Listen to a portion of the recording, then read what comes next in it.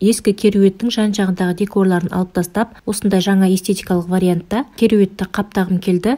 ютубтан осыған қатысты видеоларды көріп, базардан, дүкеннен поролон, материал және де клей сатып алып келдік. Кереуеттің бас жағын, изголовьясын шкафтың астына сиятындай қылып, цехқа апарып кестіртіп алдық.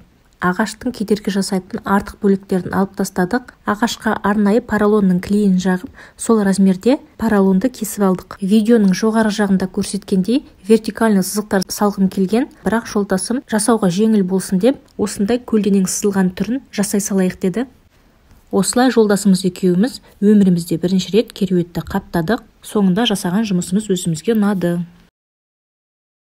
Камень жасауға 3 күн уақыты кеткен жолдасым бұдан кейінгі жұмыстарға араласпаймын деген болатын. Бұл жолда бастан аяғына дейін көмектесіп қасымда жүрді. Оған да үлкен рахмет. Бұл видеоның жалғасы әлі де болады.